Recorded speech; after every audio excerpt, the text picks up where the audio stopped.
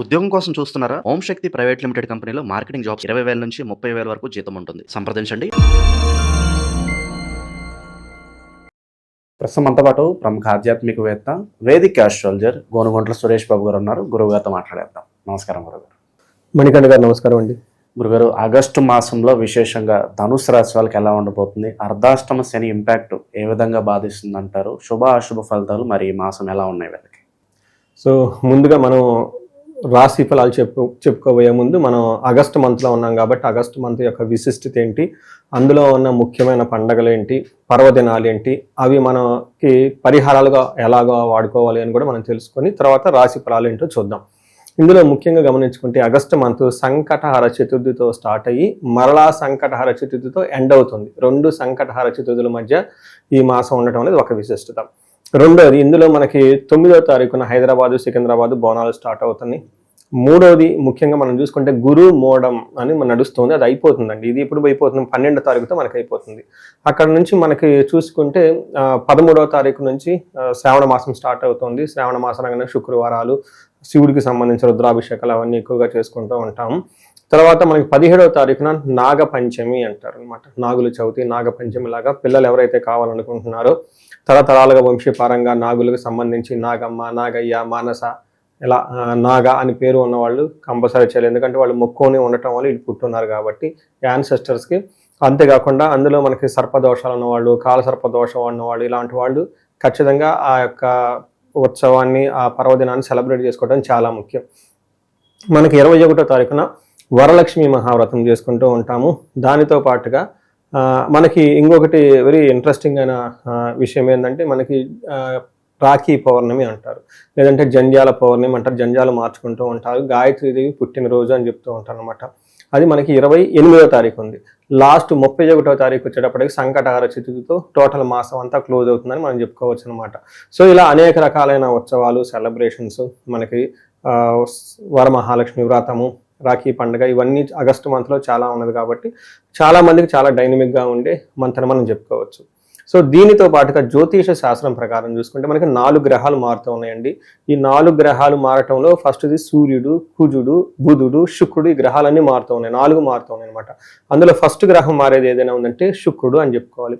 రెండో గ్రహం మారేది కుజుడు, మూడోది వచ్చేటప్పటికి బుధుడు. అంటే శుక్రుడు ఫస్ట్, తర్వాత బుధుడు, సూర్యుడు వచ్చేటప్పుడు 17వ తారీఖు. అంటే ఆగస్టు 1, ఆగస్టు 2, ఆగస్టు 5, ఆగస్టు 17. ఇది స్టార్ట్ అయ్యేది శుక్రుడితో స్టార్ట్ అయ్యి నెక్స్ట్ బుధుడు, నెక్స్ట్ కుజుడు, నెక్స్ట్ సూర్యుడు మారుతూ ఉన్నారు. ఈ 4 గ్రహాల యొక్క ఇంపాక్ట్ మనం ఎలా ఉందో చూద్దాం. సో మీరు ముందుగా చెప్పిన విధంగా వీళ్ళకి అర్ధాష్టమ శని నడుస్తూ ఉందండి. కొంచెం ఇబ్బంది పడుతూ ఉన్నారు. అందులోనూ మన గురువు కూడా అర్ధాష్టమ శనితో పాటు అష్టమ గురువు కూడా ఉన్నారు. వీళ్ళకి కొంచెం పెద్ద పెద్ద గ్రహాలని ఇబ్బంది పడే పరిస్థితులు ఉన్నాయి కాబట్టి అందులోని ఈ మంత్ గ్రహాలు కూడా వీళ్ళకంతా అనుకూలంగా లేవు. కొంచెం జాగ్రత్తగా ఉండాల్సిన మాసం అని మనం గమనించుకోవాలి. ఇందులో భాగంగా వీళ్ళకి మూలా నక్షత్రం 1, 2, 3, 4 పాదాలు, పూర్వాషాఢ 1, 2, 3, 4 పాదాలు, ఉత్తరాషాఢ ఫస్ట్ పాదం అంది ధనుసు రాశిలో ఉంటారు. మనకి నక్షత్రం నామం ప్రకారం అంటే నేమ్ లెటర్స్ ప్రకారం చూసుకుంటే ఏ, యో, బా, బి, దా, భే అన్న లెటర్స్ అంతా కూడా ఇందులో ఉంటారని గమనించాలి. ఇందులో ముఖ్యంగా చూసుకుంటే ఈ యొక్క గ్రహాలు ఏదైతే మారుతున్నాయో వీటి యొక్క ప్రభావం వీళ్ళ మీద కొంచెం గట్టిగానే ఉంటుందని చెప్పుకోవచ్చు. అయితే ప్రాబ్లమ్స్ అన్ని వీళ్ళు ఏదో ఒక విధంగా మేనేజ్ చేసుకొని సక్సెస్ఫుల్గా బయటకు వెళ్తారు. అంటే ఉండటం ఖచ్చితంగా ప్రాబ్లమ్స్, ఛాలెంజెస్ అయితే ఉంటాయి. బట్ ఫైనల్గా సమరీ అని చెప్తా ఉంటే సక్సెస్ఫుల్గా వీటిని అధిగమించుకొని ముందుకెళ్ళిపోయే ఒక మాసం అని చెప్పుకోవాలి. వీళ్ళకి 9వ స్థానంలో సూర్యుడు ఉండటం వల్ల వీళ్ళ చుట్టూ ఉన్న వాతావరణం ద్వేషించబడే విధంగా ఉంటుంది. అంటే ఎవరో ఒకళ్ళు ద్వేషిస్తూ కూర్చుంటూ ఉంటారు. 7వ స్థానంలో కుజుడు ఉండటం వల్ల శారీరకంగా బాగా టైర్డ్నెస్గా ఎక్కువగా ఉంటుందని మనం చెప్పుకోవచ్చు. భార్యకి కొంచెం హెల్త్ కాంప్లికేషన్స్ ఉండే అవకాశం ఉంటుంది. నెక్స్ట్ 8th హౌస్లో బుధుడు ఉండటం వల్ల ఇది ఒక్క గ్రహం మాత్రం సపోర్ట్ ఇస్తుంది. వీళ్ళకి ఏమంటారు, పుత్ర అర్ధలాభాత్ అంటారు. అంటే పుత్రుల వల్ల ధనం ప్రవాహం ఇవన్నీ వచ్చే అవకాశం ఎక్కువగా ఉంటుందని మనం చెప్పుకోవచ్చు. 10వ స్థానంలో ఏమని చెప్తారు, శుక్రుడు ఉండటం వల్ల కలహం, గొడవలు వస్తాయి, డిస్ప్యూట్స్ వస్తాయని మనం చెప్పుకోవచ్చు అనమాట.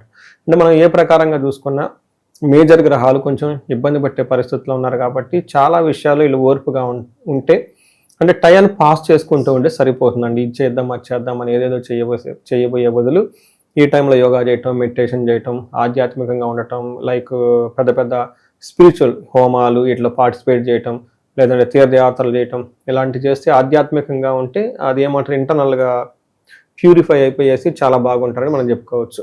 వీళ్ళకి ముఖ్యంగా ఎలా ఉంటుందంటేనండి 9వ స్థానంలో సూర్యుడు ఉంటే ఏమవుతుందంటే నింద అపరాధ కలహం నిర్దోషచ్చ ధనక్షయం పుణ్యలాభార్ధనాశాచ విచారో నవమే రవి అంటారు.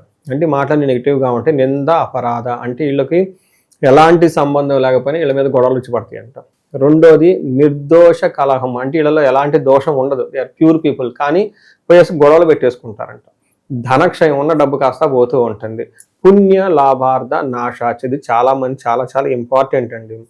మనం ఏదో మంచి చేయబోయి అదేదో పాము ఎక్కడో పడుకొని ఉంటే హెల్ప్ చేద్దాం అనుకుంటే పాము గరిసిందంట. మనకి చిన్నప్పుడు స్టోరీస్ కూడా చదువుతూ ఉంటారు. ఒక ఎడారిలో వంట మీద పోయి నైట్ అయిపోయేటప్పటికి ముందు వంట వచ్చేసి తల పెడుతుంది, చివరికి వంట మొత్తం దూరిపోతుంది, ఆ టెంట్ లేకుండా పోతుంది అనమాట. ఇలాంటి సిచ్యువేషన్ వీళ్ళకి వస్తుంది. ఏదోలా పాపం వీళ్ళకి హెల్ప్ చేయబోతూ ఉంటే వచ్చేసి ఏమవుతుంది వీళ్ళనే లేకుండా చేసేస్తారనమాట. ఇలాంటి పరిస్థితి వచ్చే అవకాశం ఉంటుంది. పుణ్య లాభార్థ నాశాచ మంచి ఉద్దేశంతో మనం ఏదైనా పని చేస్తే ఆ రిజల్ట్ రాకపోను ఆ పుణ్యం లాభంగా మనల్ని మింగేసే విధంగా ఉంటుంది. తద్వారా విచారో బాధపడుతూ కూర్చుంటారు కదండి. ఆ వంటి స్టోరీ వీళ్ళకి కరెక్ట్గా అప్లై అవుతుంది.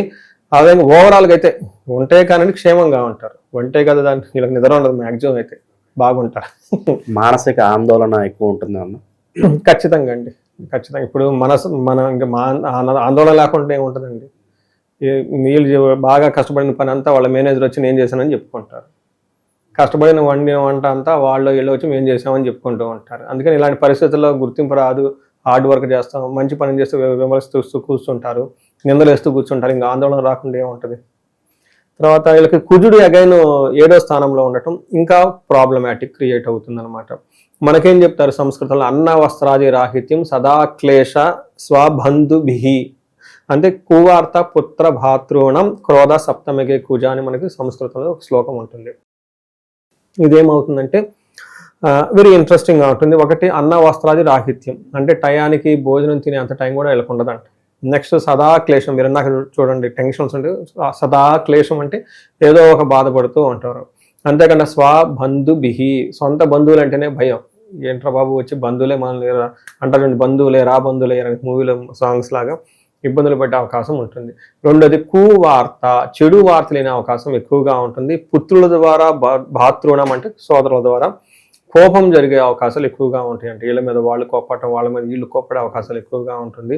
బట్ ఒక లక్కీ ఏంటంటే ప్రొఫెషనల్ మ్యాటర్స్లో బాగానే ఉంటుంది. ఇవంతా వాళ్ళకి నెక్స్ట్ దాచుకున్న ధనాన్ని పోగొట్టుకునే అవకాశం ఎక్కువగా ఉంటుంది. లాస్ట్ ఇయర్ నా బాగా బాగా బాగా గుర్తండి. ఇదే టైంకి నా క్లయింట్ ఒక ఆయన అమెరికా నుంచి చెన్నై వచ్చాడు. వాళ్ళ మదర్కి హెల్త్ బాగలేకపోతే అది వచ్చినప్పుడు నన్ను కలుస్తూ ఉంటారు, మెసేజ్ పెడుతూ ఉంటారు. వెళ్ళేటప్పుడు ఏమైందంటే ఈ ఫ్లైట్లో లగేజ్ వీళ్ళకి అవ్వలేదు. అంటే మనకి కలెక్ట్ చేసుకుంటారు కదండి, ఆ కలెక్ట్ చేసుకునే దగ్గర మధ్యలో అక్కడ మిస్ అయిపోయింది. వాళ్ళు ఆ ఎయిర్పోర్ట్లో వెయిట్ చేసి ఆ బ్యాగ్ కలెక్ట్ చేసుకోవడానికి అందులో ఆఫీస్ ఇచ్చిన వాళ్ళ ల్యాప్టాప్స్ అవన్నీ ఉన్నాయన్నమాట, ఇంటికి తీసుకెళ్లేవాడిని. అందులో మోస్ట్ ఇంపార్టెంట్ అన్ని ఆ లగేజ్ ఒక సూట్ కేసులో ఎండ్లోనే ఉంది అనమాట, బ్రీఫ్ కేసులో ఎండ్లో. అది లాక్ అయిపోయింది, ఇంకా మిస్ అయిపోయింది, ఇంకా రాలా. ఆ తర్వాత వాళ్ళు ఈ కంప్లైంట్ ఇచ్చి ఆ కంప్లైంట్ ఇచ్చి అట్టిచ్చి టీచింగ్ ఎప్పుడు ఇచ్చారు ఇడిపోయింది, ఇంకా అర్థమే కాలేదనమాట. చాలా ప్రాబ్లం ఫేస్ చేశారు. ఆ ట్రావెల్ రావడానికి ఓ 40 days ఇంకో టైం పెట్టుకుని వచ్చాడు. దానికంటే ఇంకొక 3 months 4 months ఈ లాస్ అంతా రికవర్ అవ్వడానికి టైం పట్టినది. ఈ ఇన్సూరెన్స్లు ఆ ఇన్సూరెన్స్లు మళ్ళీ కంపెనీ వాళ్ళకి పెట్టుకొని అఫీషియల్ ల్యాప్టాప్ కదండి, చాలా ప్రాబ్లమ్స్. ఇది ఎందుకు చెప్పానంటే ఈ టైంలో థెఫ్టింగ్ డిస్ట్రక్షన్ ఆఫ్ ఫైనాన్స్ అని ఇంగ్లీష్లో చెప్తారనమాట. ఓకే, దొంగతనాలు జరిగే అవకాశం ఎక్కువగా ఉంటుంది. కూడబెట్టుకున్న సంపదలు పోగొట్టుకునే అవకాశం ఎక్కువగా ఉంటుంది. ఈ రాశి వాళ్ళు కొంచెం జాగ్రత్తగా ఉండాలి. ఇంకొకటి ఏంటంటే 10వ స్థానంలో శుక్రుడు ఉన్నాడు. 10వ స్థానంలో శుక్రుడు ఉంటే అగైన్ ఇది ఇంకొక బాధ. అప్పటిదాకా నువ్వు హీరో సూపర్ అని పొగిడిన వాళ్ళు కాస్త అసలు నువ్వు వేస్ట్ అంటారనమాట. ఇది ఇంకొక బాధ. ఇది కదండి, ఎవరన్నా మన బాధ చెప్పుకుంటే పర్లేదు చెప్పుకోవాలని తృప్తి పడతాం. ఎవరైతే బాధలు మనం చెప్పుకోవాలనుకుంటున్నా వాళ్ళు ఇంకో రెండు తిట్టుపోయే అవకాశం ఎక్కువగా ఉంటుంది. అందులో లేడీస్ నుంచి అసలు సపోర్ట్ రాదు, లేడీస్ అయితే జెంట్స్ నుంచి ఇంకో అసలు సపోర్ట్. ఇది ఇంకొక బాధగా ఉంది. మనకేం చెప్తారు, వెకులం చైవ అర్ధనాశనం రిపో భయం అని చెప్తారు. అంటే శత్రువుల బాధ ఎక్కువగా ఉంటుంది. స్త్రీ సౌఖ్య హాని మాప్నోతి అంటే గొడవలు వచ్చే అవకాశం ఎక్కువగా ఉంటుంది. భార్యాభర్తల మధ్య లేదంటే జెంట్స్ వాళ్ళైతే వీళ్ళైతే వాళ్ళ ద్వారా ఆఫీసుల్లో కానీ ఎక్కడ కానీ గొడవలు వచ్చి మనస్పర్ధలు వచ్చే అవకాశం ఎక్కువగా ఉంటుందని చెప్తారు. అయితే ఇందులో ఉన్న ప్లస్ పాయింట్ ఏంటంటే ఎడ్యుకేషన్ ఉన్న వాళ్ళకి ఎడ్యుకేషన్ బాగుంటుంది, వెహికల్స్ కొనుక్కునే వాళ్ళకి బాగుంటుంది. నక్షత్రాల వాళ్ళకి ఎలా ఉంటుందంటారు? సో అగైన్ నక్షత్రాలకు చాలా ఛాలెంజింగ్గా ఉంటుంది. బట్ వన్ గుడ్ థింగ్ ఏంటంటే ప్రొఫెషనల్ మ్యాటర్ బాగుంటుందండి. మనం ఇందాక కూడా చెప్పుకున్నాం కదండి, ప్రొఫెషనల్ మ్యాటర్స్లో అయితే బాగుంటుంది. ఇక్కడ ఏమవుతుందంటే సూర్యుడి వల్ల మెయిన్ దరిద్రము, ఫైనాన్షియల్ క్రైసిస్ చాలా ఉంటుంది, ధనహీనత, ధనం అనేది అసలు దొరకదు వీళ్ళకి.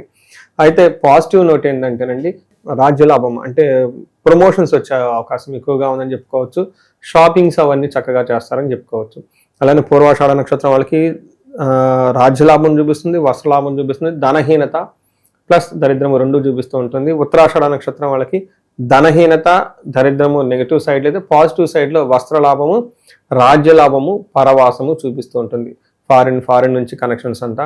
ముఖ్యంగా పూర్వాషాఢ ఉత్తరాషాఢ వాళ్ళు చాలా కేర్ఫుల్గా ఉండాలి. కుజుని వల్ల వీళ్ళకి చేతికి గాయాలయ్యే అవకాశం ఎక్కువగా ఉంటుంది. సో ఇది మనం చెప్పుకోవచ్చు. అగైన్ మూలా నక్షత్రం వాళ్ళకి బాస్తో కొంచెం గొడవలు, క్లాషెస్ ఇవన్నీ వచ్చే అవకాశం ఎక్కువగా ఉంటుందని గుర్తుపెట్టుకోవాలండి. ఇంకా ప్రజెంట్ ఉన్న గ్రహస్థితి బట్టి వీలు చేసుకోవాల్సిన పరిహారాలు, దైవారాధన ఏ విధంగా ఉండాలంటే?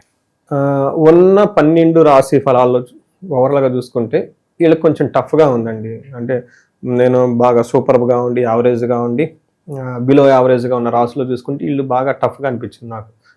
మొత్తం సమరీ చూసుకుంటే దీనికి వీళ్ళకి పరిహారాలు కూడా చాలా ఎక్కువ చేసుకోవాలండి. నాకు ఈ మధ్య కాల్స్ రావడం స్టార్ట్ అయిపోయినాయి. ఇంతకుముందు వచ్చాయి కాదు ధనుసు రాశి వాళ్ళ గురించి, ఈ మధ్య కాల్స్ రావడం స్టార్ట్ అయిపోయినాయి. ఇంకొక ప్రాబ్లం ఏంటంటేనండి మణికంఠ గారు, ఈ రాశితో పాటు వాళ్ళ ఇంట్లో ఏలినాటికి సంబంధించిన రాశులు ఎవరైనా ఉంటే అవేంటివి మీనరాశి, మేషరాశి, రెండోది కుంభరాశి, డబుల్ ఇంపాక్ట్ అంటారు. Double impact. ఇంకా అష్టమ శనితో బాధపడుతున్న సింహరాశి వాళ్ళు ఉంటే ఇంకా ప్రాబ్లం ఉంటుంది.